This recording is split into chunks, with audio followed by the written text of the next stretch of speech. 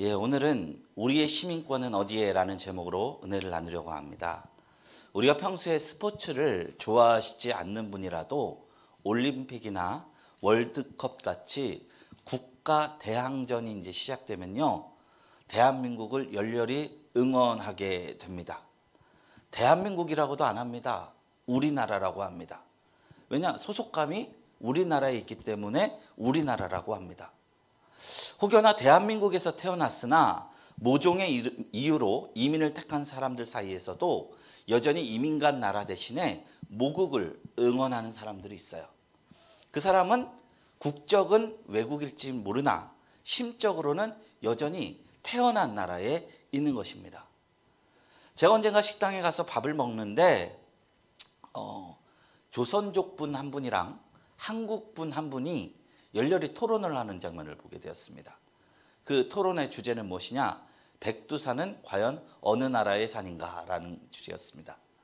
한 분은 백두산은 우리나라 산이라는 주장을 했고요, 반대쪽도 백두산은 우리나라의 산이라고 했어요. 둘 다 우리나라라고 했는데 한쪽은 한국이고 한쪽은 중국이었어요. 내용을 들어봤습니다. 백두산 일부는 북한에 걸쳐 있고 3분의 2 부분이 중국에 걸쳐 있다. 그래서 면적으로 치면 중국이 더 넓으니까 이 백두산이 우리나라, 중국 거다라고 말씀하세요. 그런데 이분이 어떤 말로 토론하고 있습니까? 한국말로 토론을 하고 있어요. 언어는 같은데 어디에 그 민족의 정체성이 다른 거예요. 저는 예전에요, 한 민족이 되려면 언어가 같아야 된다라고 생각을 했었습니다. 그런데 언어보다 더 중요한 게 있으니 그것은 같은 가치관을 갖고 사는 것이다 라는 것입니다. 그리고 어디에 소속감을 가지고 사느냐인 것입니다.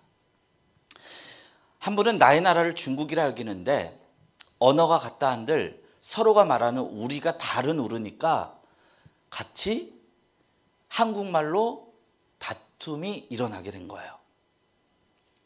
조그만 생각을 달리해서 우리가 하늘나라의 가치관으로 산다는 것은 어떤 의미일까요? 우리가 교회를 다닌다고 해서 종교적인 언어를 쓴다고 해서 그것에 익숙하다고 해서 우리의 신분과 시민권이 하늘에 있는 것이냐? 꼭 그렇지 않을 수도 있다는 것입니다. 내가 하늘에 속한 시민이 되기 위해서는요, 가장 먼저 최우선되어야 할 것이 있는데 내 소속감이 어디에 있느냐입니다. 내가 최우선으로 두는 가치관이 하늘나라 가치관일 때 비로소 우리는 인종과 언어와 이 모든 것을 초월하여 하나님 나라의 백성이 될 수 있는 것입니다. 그러니 우리가 어디에 시민인 것이냐, 어디에 속한 것이냐, 하늘에 속하였다. 이 진리와 소속감을 놓치게 되면 우리는 어떤 일이 발생하느냐? 함정에 빠지게 돼요. 이 땅의 정치 논리, 진영 논리에 함몰되어서 정작 우리가 바라봐야 할 진정한 나라를 못 보게 되는 것입니다. 야생오리 한 마리가요, 겨울을 맞아서 남쪽으로 날아갔습니다. 그중 한 마리가 땅을 내려다보니 오리 농장이 보이는 것이었습니다. 그 농장에는 큰 연못이 있고 많은 오리들이 있고 먹을 것과 그리고 쉴 곳이 아주 풍족하였습니다. 야생오리는요, 오리 농장에 내려가서 그곳에 머물었습니다. 다른 야생오리들이 겨울을 보내고 다시 북쪽으로 올라갈 때까지 그 야생오리는 농장의 오리들과 함께 지내기로 한 것입니다. 그리고 이윽고 봄이 되었습니다. 그리고 야생오리는 자기 무리가 지나가는 것을 위해서 보게 되었어요. 아, 내가 지금 갈 곳이 있었지. 그리고 그들과 함께 떠나기 위해서 날아올랐습니다. 그런데 어쩐 일입니까?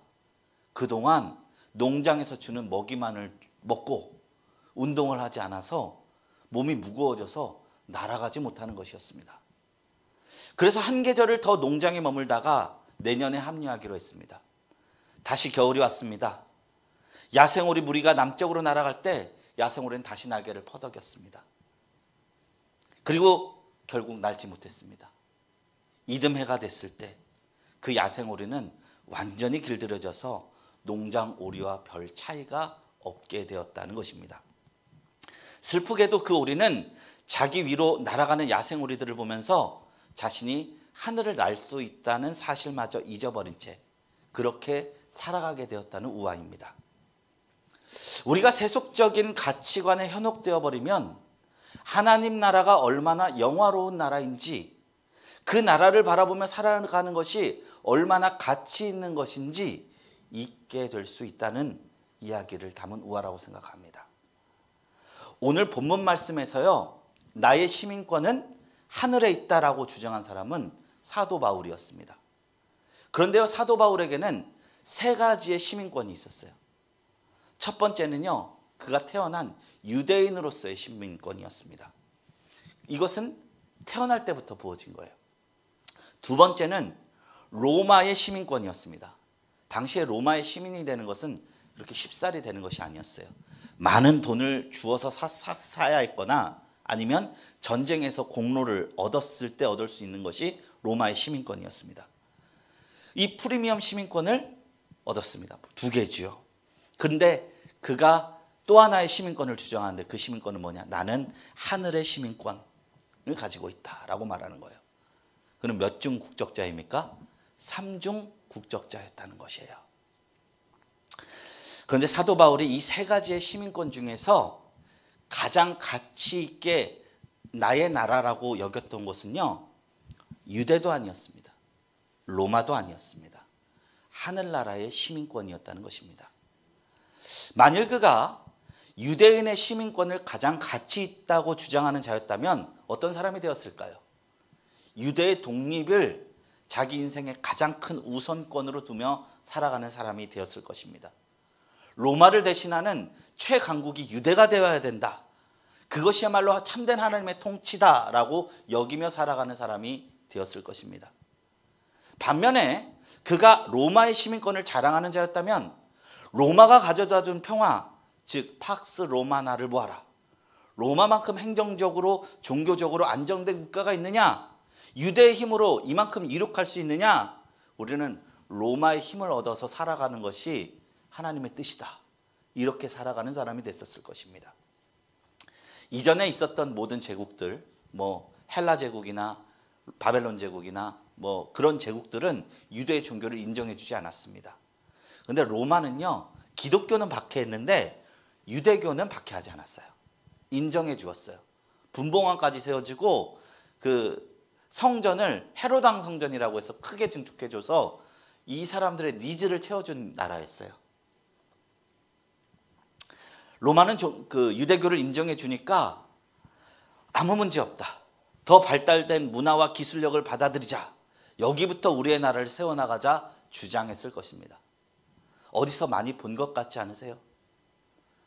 정치적으로 양극된 우리나라를 비롯한 중세 유럽의 기독교, 그리고 본질을 잃어버린 기독교의 모습은 다 이런 식으로 흘러가게 됩니다. 교회 안에도 정치 논리가 너무 많이 들어와 있습니다. 이것 아니면 저것이라는 땅의 논리 속에서 형제와 형제가 갈라지고 서로 맞다고 주장하면서 세상에게 미움을 받게 된다는 거예요. 그럴 때마다 우리는 어디로 돌아가야 될 것입니까? 우리의 시민권은 어디다? 하늘에 있다라는 사실을 돌아봐야 한다는 것입니다. 사도 바울은요, 어느 입장에도 서지 않았습니다. 왜냐하면 이 모든 것이 예수님께서 말씀하시던 하나님 나라의 모습이 아니었기 때문입니다. 예수님의 제자 중에서 셀롯인 시몬이 있었어요. 셀롯인 뭐냐면 질럿이라는 뜻인데 이건 열정자라는 뜻이에요.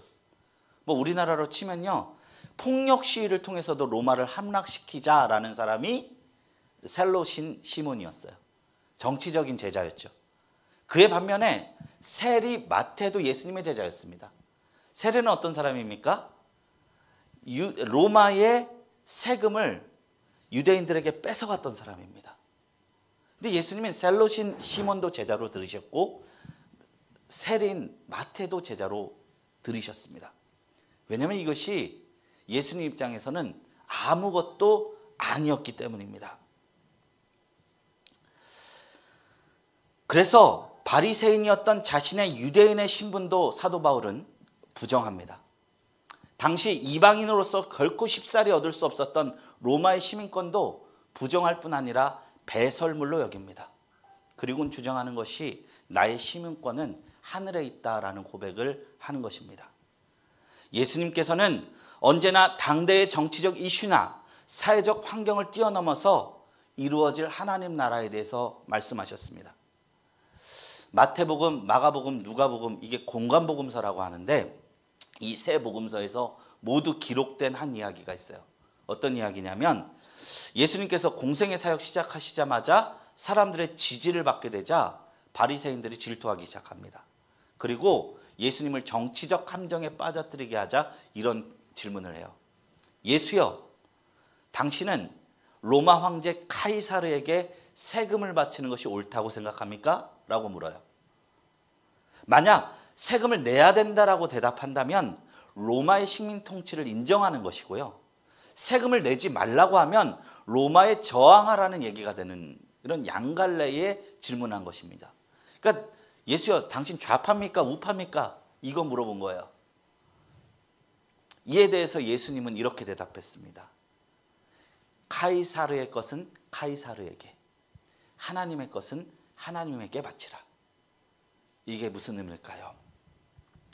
하나님의 것과 카이사르의 것은 전혀 다른 것이다를 말씀하신 것입니다. 이 대답에 바리새인들은 별 대꾸를 못하고 떠났다고 성경은 적고 있습니다. 하나님 나라는 그것과 상관이 없다는 것입니다. 요한복음에서는 이 이야기가 없어요. 그러나 요한복음에도 이와 같은 주제를 더 직접적으로 말씀하신 이야기가 있어요. 그것은 무엇이냐면 예수님이 빌라도에 의해서 잡혀가셨을 때 빌라도의 신문을 받았는데 예수님께 이런 질문을 해요. 내가 유대인의 왕이냐? 라고 물었어요. 예수님께서 이렇게 대답했어요. 그렇다. 그런데 뭐라 대답하셨느냐? 요한복음 18장 36절입니다. 이거 한번 다 같이 읽어볼까요? 시작. 내 나라는 이 세상에 속한 것이 아니니라. 만일 내 나라가 이 세상에 속한 것이었더라면 내 종들이 싸워 나로 유대인들에게 넘겨지지 않게 하였으리라. 이제 내 나라는 여기에 속한 것이 아니니라. 이 한 절 말씀에 3번이나 예수님이 내 나라는 이곳에 속하지 않았다라고 말씀하고 있습니다. 우리가 바라봐야 하는 하나님의 나라는요, 인간이 설정한 정치적 아젠다와 프레임 안에 임하는 것이 아닙니다. 그것을 초월하는 것입니다. 관심 자체가 다릅니다. 너무 민감한 말일 수도 있는데요, 우리가 하나님의 뜻을 따라서 미스바 광장에 모이듯이 막 어떤 광화문 집회에 모이고 뭐 이런 것들이 하나님을 위한 일처럼 보일 수 있는데, 하나님이 보시기엔 그거 아무것도 아닌데 그거에 쓸데없이 힘 빼는 것처럼 하나님 보실 수 있다는 거예요. 이 말씀은 받아들일 수 있는 분들만 받아들이시기를 바랍니다.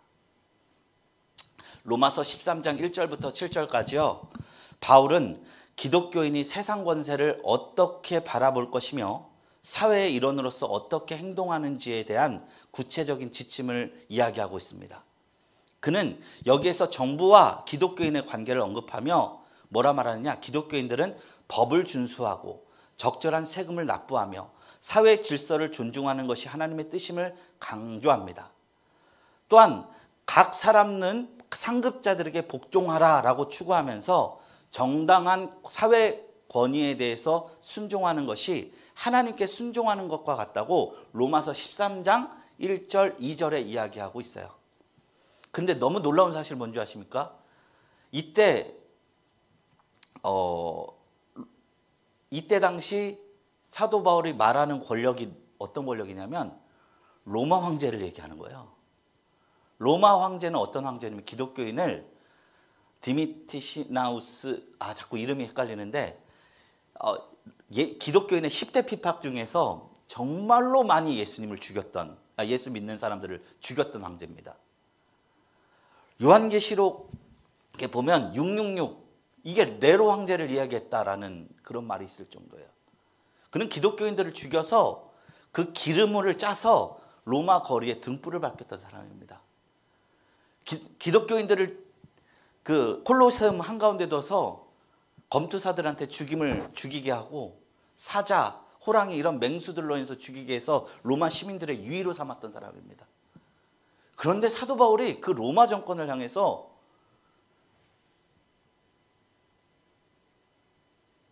그들을 위해 기도하라라고 얘기하는 거예요. 이게 정치적인 메시지였을까요? 그렇지 않습니다. 예수님을 알았기 때문에 한 말이에요. 예수님이 뭐라 하셨죠?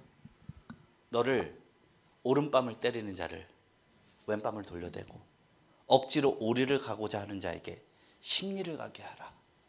네 겉옷을 뺏고자 하는 자에게 속옷을 주라. 예수님의 말씀 알았기 때문에 기독교인 그렇게 살아야 된다라고 말한 겁니다. 그럼 기독교인 잡혀 죽이라고만 하는 것이냐? 그렇지 않아요. 우리 성경을 더 통전적으로 보면 그렇게 하면 어떤 일이 일어나느냐? 의가 의로 드러나게 되고 악이 악으로 드러나게 돼요. 이게 처음에는 몰랐다가 이 악이 악으로 드러나는 순간에 하나님이 때가 되시면 일순간에 심판하시는데 그 심판이 하나님의 영역이라는 것이죠. 사도 바울은 그리스도인들이 로마가 하나님의 나라가 아니었다고 전복하자 주장하지 않았음을 볼 수 있습니다. 왜냐하면 성도들이 진정으로 바라할 것은 로마를 대체하는 유대 나라가 아니라 어디 곳 어느 상황 속에서 심지어 로마 가운데에 하나님의 나라가 임하기를 바란 거예요. 그런데도 로마의 황제는 이것을 오해해서 기독교인들을 잡아 죽이고 정치범으로 몰았습니다. 그것은 모두 하나님 나라에 대한 오해가 있었기 때문입니다. 하나님의 나라는요, 외부에 임하는 것이 아닙니다. 안에 임하는 것입니다. 겉으로 볼 땐 똑같은데 안이 달라지는 거예요. 로마가 교회가 되는 것이고요. 이슬람이 교회가 되는 것이고요. 가정이 교회가 되는 것입니다. 두세 사람이 모인 모든 것이 교회를 만드는 게 하나님 나라의 임재 원리인 것입니다. 우리가 로마에 있던 바벨론에 있던 미국에 있던 한국에 있던 북한에 있던 중국에 있던 대만에 있던 어디든지요, 하나님의 나라는 어디에도 임할 수 있는 것입니다. 왜냐하면 볼 수 있게 임하는 나라가 아니기 때문입니다. 지금 예배를 드리는 우리 한 사람 한 사람 마음 가운데 하나님의 나라는 임할 수 있습니다. 그것도 즉시 임할 수 있습니다.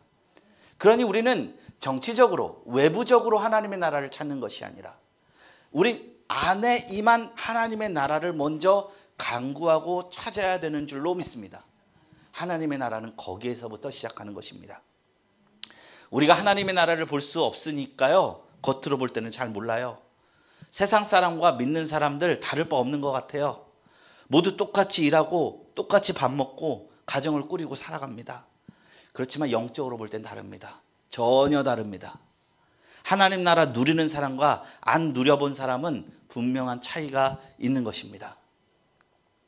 그래서요, 복음서에 그런 말이 있잖아요. 예수님이 이 땅에 임하실 때 사람들이 이렇게 들림을 받는데 둘이 같이 맷돌을 갈고 있다는 거예요. 여인 두 명이 똑같이 맷돌을 갈고 있는데 한 사람은 올라감을 받고 한 사람은 올라감을 받지 못한다. 이런 표현이 있어요. 다 똑같이 살아가는데 안을 보신다는 것이죠. 하나님 나라를 누리는 사람과 누리지 못한 사람은 어떤 차이가 있을까요? 첫 번째로 주권에 대한 믿음입니다. 이 땅에서 천국 시민권을 바라보고 있는 사람은요, 삶의 주인이 나도 아니고 돈도 아니고 예수님이라는 사실이 믿어집니다. 이 믿음이 있는 게 기독교의 가장 기본적이고 근본적인 영역입니다. 그런데 그렇다고 해서 결코 아무에게나 임할 수 있는 것이 아닙니다. 힘으로나 능으로나 노력으로 되는 것이 아닙니다. 제 설교가 좋아서 되는 것도 아닙니다. 심지어 무작정 설교를 입어서 되는 것도 아닙니다. 어떤 스님은요, 기독교를 알기 위해서 성경을 수십 독하였지만 정보는 알았지만 예수를 주인 삼지 못해서 종교를 바꾸지 못했대요. 하나님의 말씀은 지혜로 받아들이는 것이 아니라 믿음으로 받아들이는 것입니다. 제가 예전에 그 청년부에서 새청년 초청 집회를 한 적이 있어요. 그래서 우리 청년들 한 30명 정도가 매주 토요일 모여서 전단지 나눠줘 갖고 교회 오라, 우리 새청년 새신자 초청 집회를 한다, 막 그런 걸 했어요. 친구도 막 데려왔어요. 그래갖고 당시에 그 초청 집회 때 사람이 많이 왔었습니다. 근데 설교를 하는데 중간에 제가 이런 얘기를 한 적이 있어요. 우리가 우리의 자아를 내려놓고 예수님을 왕으로 모시면 우리 마음속에 하나님 나라 임한다 라는, 그냥 기독교인으로서 너무 기본적인 말을 한 거예요. 그런데 제가 여기서 한 청년 얼굴이 시뻘개지고 울그럭불그럭 하는 것을 봤어요. 그 청년은 조금 있다 나가더라고요. 근데 반대쪽에 있는 한 청년은 그 말이 뭔 말인지 아는 거예요. 얼굴이 밝게 아멘하고 웃으면서 아멘해요. 둘 다 이 말을 알아들었어요. 근데 한 청년은 그게 기쁩니다. 그런데 한 청년은 마음에 뭐가 건드려졌나 봐요. 얼굴이 시뻘개진 거예요. 못 알아들은 거 아니에요. 이 청년이 웃을 수 있는 이유는요, 하나님을 왕으로 삼는 삶이 얼마나 자유롭고 은혜인지를 깨달았기 때문에 웃었던 것이고, 한 청년은 얼굴 불그럭 파르락 했던 것이 하나님의 왕으로 살면 내가 내 마음대로 못 산다라고 생각해서 그런 것 같아요. 그래서 믿음은요, 본질적으로 깨달음의 영역이기도 하지만 하나님의 선물이라고 성경은 이야기합니다. 고린도전서 12장 13절에 이렇게 이야기합니다. 그러므로 내가 너희에게 알리노니 하나님의 영으로 말하는 자는 누구든지 예수를 저주할 자라 하지 아니하고 또 성령으로 아니하고는 누구든지 예수를 주시라 할 수 없느니라 라고 이야기하고 있습니다. 그러니 예수가 주님이다, 이걸 인정하고 깨닫고 받아들이는 게 누구에게는 그냥 되고요, 누구에게는 참으로 오랜 시간이 걸리는 영역이기도, 심지어 안 되는 영역이기도 합니다. 종교적 활동과 별개로요. 왜냐? 주인의 자리를 내려드리는 것은 결국 자기 부인이 있어야 하거든요. 자기 중심성을 내려놔야 하거든요. 그래야 비로소 주님을 중심으로 살아갈 수 있게 되는 것이거든요. 죄인된 우리의 힘으로는 기질적으로 성품적으로 자연스럽게는 될 수 없는 영역입니다. 그래서 성경은 성령이 오셔서 우리에게 하나님의 깊은 것을 깨닫게 해주시고 나의 존재를 깨닫게 해주실 때 예수가 주라라는 고백이 가능하다라고 이야기하고 있습니다. 천국 시민권은 뭐라고요? 첫 번째, 예수를 주로 시인하는 자들의 공동체. 그리고 둘째로 어떤 차이가 있느냐? 우리 안에 이유와 허락과 평강이 있다는 것입니다. 그래서 예수를 깊게 잘 믿은 사람은요, 제 개인적인 경험입니다. 반박하셔도 좋습니다. 무거운 사람보다 유머 감각 많은 사람들이 많더라고요. 주를 위해 죽겠다, 약간 독립운동가 같은 마음으로 사는 사람들은 의외로 처음 믿은 초신자고, 더 길게 믿을수록 유머가 있습니다. 여유가 있습니다. 작은 것에서 감탄하고 웃을 수 있는 힘이 있습니다. 항상 기뻐하라, 쉬지 말고 기도하라, 범사에 감사하라, 이는 그리스도 예수 안에서 너에게 주신 하나님의 뜻이니라. 이것이 몸에 체득됐으니까 기뻐해요. 어린아이 같아요. 무게 잡지 않아요. 왜냐하면 맨날 예수님과 함께하는 삶이 기쁨인 것을 알기 때문이에요. 예수님이 주시는 의와 희락과 평강은요, 세상이 주는 것과 근본적으로 다른 성격의 것들입니다. 제가 군대에 있을 무렵 고참이고 후임이고 일하다가 10분만 휴식하면 다 담배를 핍니다. 선임에게는 물어볼 수 없으니 제가 후임한테 물어봤습니다. 너 담배 왜 피냐? 그러니까 고된 작업하고 힘들 때 선임들에게 혼나고 난 뒤 이거 한 대 딱 피우면 근심 걱정이 연기와 같이 사라진다. 고된 군대 생활의 낙이다 라고 저한테 얘기를 하더라고요. 근데 그렇게 얘기합니다. 딱 피고 10분 후면 다시 고대돼요. 굳이 말하면 고통 가운데 평안이에요. 이런 성격의 평화는요, 중독적인 성향을 띱니다. 안 하면 괴로우니까 하게 돼요. 안 하면 괴로우니까 술 마셔요. 안 하면 괴로우니까 담배 피워요. 뿐만 아니라 안 하면 괴로우니까 쇼핑해요. 안 하면 괴로우니까 무엇을 해요. 안 하면 괴로우니까 도박하고, 안 하면 괴로우니까 마약을 하고. 이게 거짓된 평화의 특징인 것입니다. 그런데 하나님이 주신 평강은요, 희락은요, 우리 정서의 변화입니다. 물론 예수 믿고요, 여전히 괴로울 수 있습니다. 고통스러울 수 있습니다. 그런데 예수 믿은 사람이 정말 예수 믿으면 한 번도 상처받지 않는 자처럼 사랑할 수 있는 내적인 힘과 기쁨을 주신다는 것입니다. 저 예전 교회 다녔을 때 깜짝 놀랐던 게, 가장 유머 감각 좋은 권사님이 삶 얘기 들어보면 뭐 자식 뭐 죽고 뭐 그런 얘기들이에요. 제가 예전에 얘기했던 그분 있잖아요. 뭐 러시아에 교회를 세웠던 권사님. 그 권사님 분위기 메이커거든요. 항상 주변을 즐겁게 하세요. 사랑 많이 받은 사람 같아요. 그런데 예수 안에 있을 때 우리는 평강과 희락과 기쁨의 정서를 갖게 된다는 것입니다. 로마서 14장 7절에 이야기합니다. 하나님의 나라는 먹는 것과 마시는 것이 아니요 오직 성령 안에서 의와 평강과 희락이라. 하나님 나라를 경험하는 성도들은 이 평강을 누릴 수 있다는 것입니다. 그래서 천국 시민의 증거 2명, 주권의 바뀜. 두 번째, 우리 안에 세상이 줄 수 없는 평강과 희락. 이것이 천국 시민의 증거입니다. 사랑하는 성도 여러분, 그런데 이것은요, 외적 증거예요, 내적 증거예요? 내적 증거다 보니까요, 내가 시민인 것은요, 남들이 알 수 없어요. 저 사람 참 신실해 보이는데 알고 보니 천국 시민 아닐 수도 있고요. 저 사람 그냥 무뚝뚝해 보이는데 알고 보니 천국 시민일 수 있어요. 내가 하늘에 속한 사람인지 땅에 속한 사람인지 알 수 있는 것은 나와 하나님밖에 없습니다. 분별할 도리가 없습니다. 그러나 나 자신을 알지 않습니까? 내가 땅에 사는지 내가 천국에 사는지. 그래서 저도 제 안에 불안함과 어려움이 찾아올 때 꼭 제 내면에 하나님의 나라가 있는가를 점검해 봅니다.